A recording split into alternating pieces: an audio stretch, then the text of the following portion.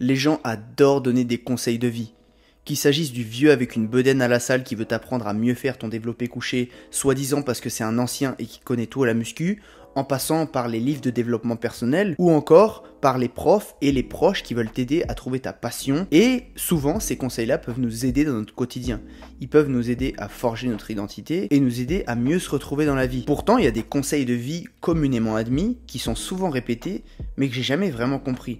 J'en suis même venu à la conclusion que certains de ces conseils étaient totalement néfastes pour mon évolution. Car après avoir tenté d'intégrer ces conseils à ma vie pendant plusieurs années, je me suis dit que j'allais cesser de les suivre. Et à ce moment-là, j'ai clairement pu me libérer de certaines exigences qui m'empêchaient d'avancer dans la vie. Si tu veux avoir des résultats dans la vie, travaille 2 fois plus que les autres. Si tu veux réussir, tue-toi à la tâche. Sacrifie ton sommeil, ta vie sociale, ta forme physique, tout ça pour pouvoir réussir dans la vie en travaillant 15 heures par jour. Ça, c'est le genre de mentalité qui m'a pas mal suivi pendant les premières années où je commençais à m'intéresser à l'entrepreneuriat et à l'indépendance. J'aimais pas mes études et je me promettais qu'une fois sorti de là, je charbonnerais jour et nuit pour faire décoller mes projets. Sauf qu'une fois plongé dans le magnifique monde de l'entrepreneuriat, j'ai découvert une réalité assez difficile à accepter au début, c'est qu'à partir d'une certaine quantité de travail supplémentaire, eh bien les résultats ne suivaient pas proportionnellement. En d'autres termes, c'est facile de faire des discours motivationnels ultra punchy pour faire croire aux gens que s'ils travaillent 2 fois plus que les autres, ils vont avoir 2 fois plus de résultats. Mais c'est peu probable que ça arrive malheureusement. Évidemment, il y a toujours des exceptions, et tu vas sûrement me sortir instinctivement 2 ou 3 bêtes de travail que tu connais et qu'on réussit. Mais en plus de jouer sur un gros biais du survivant,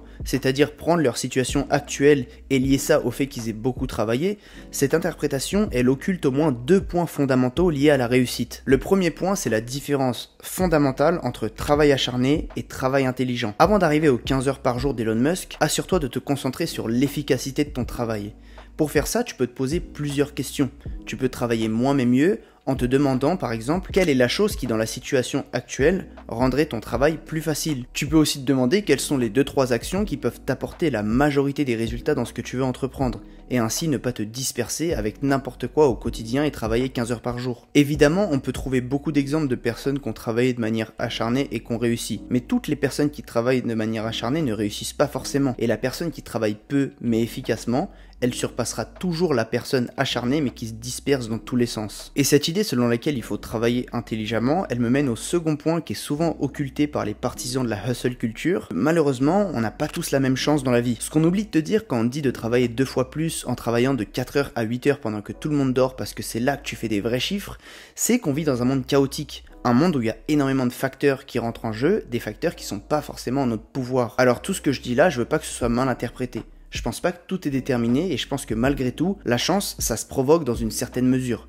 C'est pas en restant dans son canapé et en étant fataliste et en pensant qu'on a une malchance terrible qu'on va réussir à faire des choses de sa vie. Seulement si tu penses totalement que tout ce que tu fais et tout ce qui t'arrive dépend à 100% de toi, ça sera forcément source de déception et de désillusion à un moment dans ta vie. Donc selon moi, la seule chose à faire au lieu de se dire qu'il faut travailler 2, 3, 4 fois plus pour réussir, c'est de travailler intelligemment, de distinguer ce qui te démarque des autres et surtout de prendre plaisir dans le processus. Si tu te perds un petit peu sur YouTube, tu peux facilement tomber sur des gars qui ont 200 abonnés alors qu'ils font 2 vidéos par semaine depuis 3 ans. Alors c'est triste, mais ces personnes-là, ils travaillent juste pas intelligemment. Ils s'occupent juste de se la jouer bourrin et de sortir énormément de contenu. Je me dis que les choses sur lesquelles ils pourraient influer, c'est la miniature, un bon titre et un bon contenu. C'est le peu de choses qui rendraient une vidéo bonne. De leur côté, ils auraient pris plaisir dans le processus et ils se diraient que de leur côté, ils ont tout fait. Après, le reste, on laisse ça à l'algorithme YouTube, quelque chose que même les plus grands de la plateforme ont des fois du mal à comprendre. Le deuxième conseil de vie qui m'énerve et qui me tient particulièrement à cœur, parce que c'est un conseil de vie qui m'a fait me sentir mal pendant des années et qui, je pense, m'a fait perdre beaucoup d'années de ma vie, c'est la fameuse phrase selon laquelle il faut trouver sa passion et écouter son cœur pour se lancer dans quelque chose. Je pense que c'est un des conseils qui m'a été le plus rabâché dans ma vie, que ce soit par des professeurs, par des conseillers d'orientation, encore par des proches qui pensaient faire du bien en me conseillant ces choses-là. Mais le problème, c'est que au fur et à mesure qu'on te répète ce conseil-là, tu le prends pour une vérité. Et évidemment, sur le chemin, tu vas toujours être entouré par des gens qui vont être passionnés par ce qu'ils font. Donc tu vas extrapoler et tu vas penser que t'es pas normal parce que t'as pas encore trouvé ta passion. Sauf que ce que tu sais pas vraiment et que peu de gens crient sur tous les toits parce qu'ils pensent que c'est pas glorieux, c'est que pas grand monde sait ce qu'il veut faire dans sa vie. Surtout au moment où on te demande de faire tes premiers choix pour ton avenir. Par exemple, comment tu veux que je décide dans quel type de bac je veux aller plus tard alors que j'ai à peine 13 ans, que mon seul but dans la vie c'est passer Prestige 10 sur Call of, lire Dragon Ball et faire la course à qui fera sa première fois avec mes potes. Du coup, de fil en aiguille, de décision aléatoire en décision aléatoire, personnellement, je me suis retrouvé en études de droit. J'étais entouré par des gens qui lisaient des arrêts de la Cour de cassation en guise de passe-temps et qui étaient ultra excités de découvrir des nouveaux procès à la mode. Je me suis dit que c'était finito pour moi, que je trouverais jamais ce que je voulais. J'ai même fini par m'organiser des sessions où j'essayais de trouver ma passion. Je trouvais rien de particulier parce que je voulais pas choisir entre les différentes choses que j'aimais et j'ai fini par conclure que rien m'intéressait et que j'étais peut-être trop nul pour avoir une passion en fait. Mais en réalité, c'était tout l'inverse. Au contraire, je voulais faire plein de choses à la fois. Mais vu que depuis l'âge de 10 ans, j'allais de décision forcée en décision forcée en ce qui concerne l'école, vu qu'on me disait absolument qu'il fallait que je trouve ma passion et que certaines personnes autour de moi avaient l'air de la trouver au quotidien, et bah je me disais qu'il fallait que je continue comme ça et j'avais jamais réfléchi à ce que je voulais vraiment. Et avec du recul, je suis reconnaissant envers moi-même d'avoir eu la jugeote d'aller voir ailleurs et de tenter de nouvelles choses, mais je suis vraiment peiné quand je vois des gens qui suivent un chemin tout tracé parce qu'ils pensent que c'est ce qui est attendu d'eux. Ils se laissent porter par la vie juste parce qu'ils pensent qu'ils ont perdu à la loterie naturelle de la passion. Alors qu'en réalité, une passion, ça se trouve pas en un claquement de doigts comme on veut bien nous le faire croire quand on est enfant. Et encore aujourd'hui, je pourrais absolument pas te dire c'est quoi ma passion. Ma passion avec un grand P. J'aime l'art, j'aime le sport, j'aime la création de contenu, j'aime les voyages et j'aime encore énormément de choses. Et j'ai pas envie de me limiter à une seule passion, ça serait grave dommage. Et toutes ces choses, je les ai pas trouvées en m'asseyant à une table et en essayant de brainstormer sur ce qu'est ma passion. Je les ai pas non plus trouvées au cours de mes nombreux rendez-vous avec les conseillères d'orientation. Je les ai trouvées en agissant. Donc mon conseil de vie à moi, c'est que au lieu d'essayer de trouver ta passion assis à un bureau, fais des expériences et sors de ton confort quotidien. Tu risquerais d'être surpris de ce que tu peux trouver sur ton chemin. La passion, c'est pas quelque chose qui nous tombe dessus un bon matin. La passion, ça vient avec l'action. On aime ce dans quoi on se sent bon, mais c'est pas avant d'avoir essayé qu'on peut savoir tout ça. Bon, ce troisième conseil, il est un peu plus axé dev perso et entrepreneuriat. Quand on commence à faire des recherches pour tendre vers une vie meilleure, on retrouve souvent le mot optimisation. Optimiser, c'est tout simplement rendre une situation optimale, souvent en se concentrant sur les quelques leviers qui peuvent créer une situation positive ou en se rendant la vie plus simple. Par exemple, si on prend l'exemple de l'énergie par rapport au sommeil, on dit qu'il faudrait dormir 7 à 9 heures par nuit pour une journée optimale. Si on prend l'exemple du minimalisme, le minimaliste c'est quelqu'un qui tend à réduire son nombre d'objets à l'essentiel pour ne pas subir la pollution visuelle, pour ne pas s'épuiser en termes d'énergie décisionnelle, ou encore pour mettre moins de temps à faire le ménage. Les raisons sont variées. Et personnellement, j'aime bien cette mentalité qui pousse à optimiser les choses autour de soi, mais je trouve qu'il y a quand même une tendance, surtout dans le monde de l'entrepreneuriat, à tout vouloir suroptimiser au maximum. Mais selon moi, quelque chose de trop optimal, c'est fragile pour au moins deux raisons. La première raison, c'est que la vie est par nature chaotique et hasardeuse, et qu'un système trop optimisé, donc souvent trop complexe,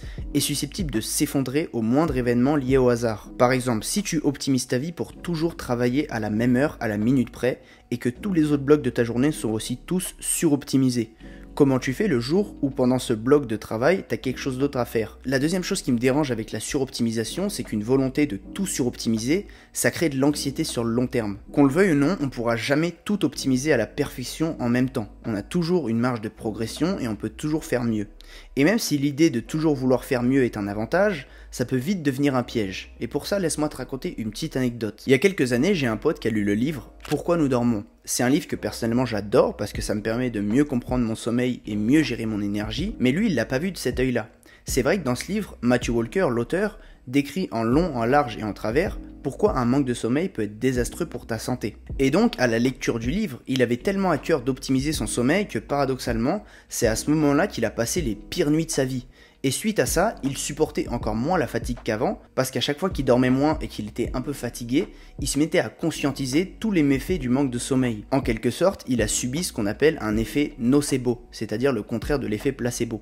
En connaissant les effets indésirables du manque de sommeil, il était encore moins bien dans sa vie. Donc parfois, je pense que le meilleur moyen de faire certaines choses, c'est de tout simplement pas les conscientiser. Et puis en vrai, je trouve que toujours tout vouloir contrôler en permanence, ça enlève un peu de sa saveur à la vie. Peut-être que t'as déjà entendu la phrase tirée du fameux discours de Steve Jobs à Stanford dans lequel il nous invite à connecter les points. Aujourd'hui, beaucoup de gens se réapproprient cette métaphore en parlant des points comme les différentes étapes de notre vie. Chaque étape engloberait à chaque fois notre personnalité, nos affinités et finalement ce qu'on aime, et donc ce qu'on devrait faire de notre vie. Et même si l'idée est vachement séduisante en premier lieu et que tout le monde aimerait penser qu'il fait partie d'un but prédestiné depuis le début de sa vie, Et bah j'ai jamais vraiment adhéré avec cette idée. Ma critique sur ce conseil de vie, elle rejoint pas mal le point sur le fait de trouver sa passion.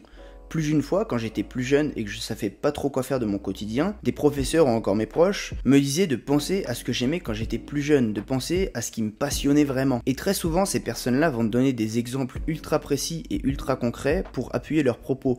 Par exemple, on va te dire que tel réalisateur se mettait déjà à faire des petits films quand il avait 7 ans, tel peintre dessinait mieux que ses camarades de classe à 3 ans, ou encore que tel docteur a toujours aimé prendre soin des autres et a toujours fait preuve d'empathie. Alors bon, si on arrive à trouver dans le passé d'une personne quelque chose qui viendrait justifier ses actions présentes, c'est bien qu'on est tous un petit peu prédestinés à quelque chose, non? Eh bah oui et non, parce que selon moi, cette logique, elle repose grandement sur un biais dit rétrospectif, c'est-à-dire un biais qui tend à analyser une situation passée et imprévisible comme étant une évidence. Pour prendre mon exemple personnel, quand j'avais à peu près entre 8 et 14 ans, je faisais des petits films avec des petites caméras avec mes potes ou encore avec ma famille, c'était des sortes de sketchs et après je les montais sur iMovie. J'aimais aussi faire des vidéos de mes vacances et ça me faisait plaisir d'avoir des souvenirs.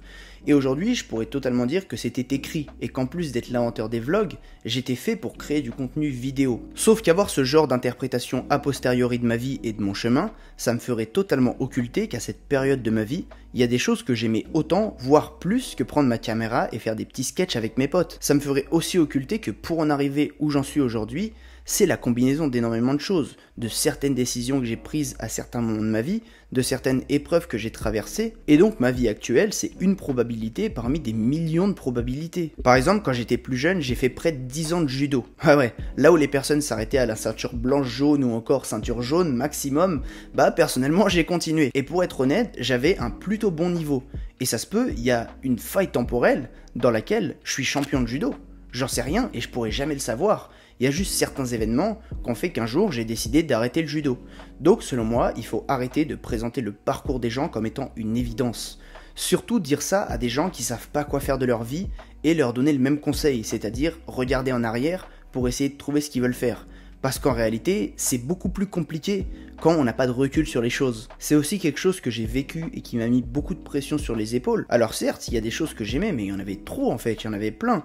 Et c'est facile, a posteriori, d'analyser les choses comme étant écrites, mais je pense que c'est pas aussi simple que ça en fait. Et ce conseil, comme je l'ai dit, il est vraiment intimement lié à celui de la passion.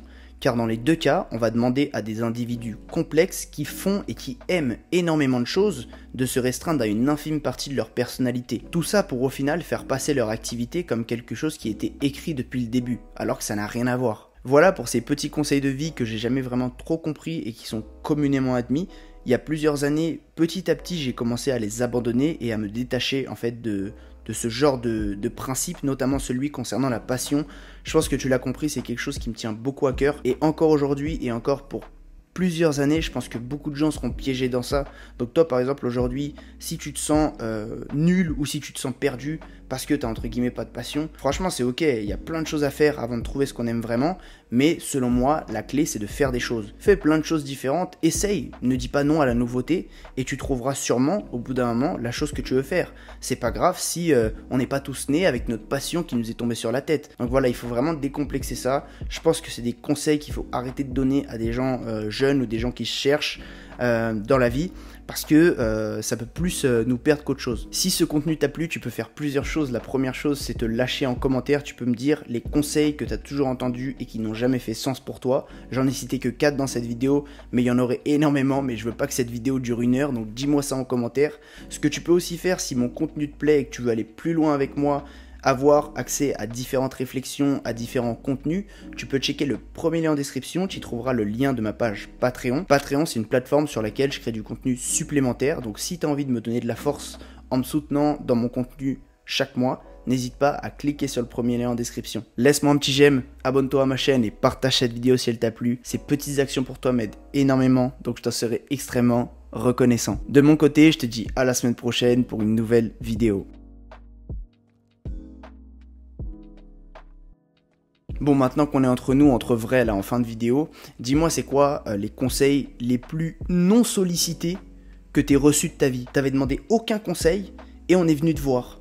Moi je pense que c'est tout ce qui tourne autour des conseils à la salle de sport. surtout au début, parce que bon, au début, voilà, ça se voit que t'as pas le physique quand t'arrives dans une salle de sport, et t'as beaucoup de gens qui trouvent une certaine fierté à venir te voir et te dire tout et n'importe quoi. Sauf qu'à posteriori, maintenant, j'y repense à ces conseils, je me dis, toi, heureusement que je t'ai pas écouté. Heureusement que je t'ai pas écouté, en ce moment, je sais pas comment je serais. Je serais peut-être mort sous une barre. Les gens à la salle qui donnent des conseils non sollicités et en plus mauvais, faut cesser. Faut arrêter. Tout simplement.